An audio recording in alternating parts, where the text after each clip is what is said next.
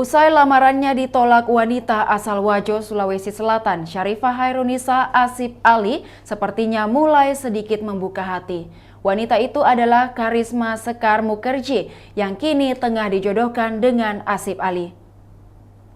Asip Ali diketahui saat ini masih berada di Indonesia. Ia menetap bersama seorang TikTokers bernama Akas Elahi. Untuk mengobati hatinya yang luka, Asip pun dikenalkan dengan Karisma.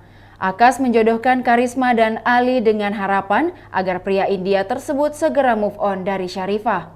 Dilansir dari akun Instagramnya, Karisma rupanya pecinta Bollywood. Ia kerap mengunggah konten dengan konsep akting ala artis India sambil bernyanyi. Kecintaan terhadap Bollywood inilah yang membuatnya terpincut dengan sosok Asip Ali.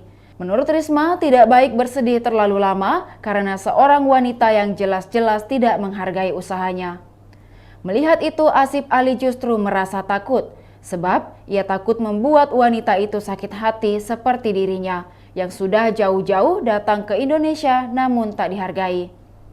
Melihat kedekatan Asip dan Karisma, netizen pun dibuat baper. Ada yang mendoakan agar keduanya bisa bersama dan berharap Asip melupakan Syarifah Hairunisa.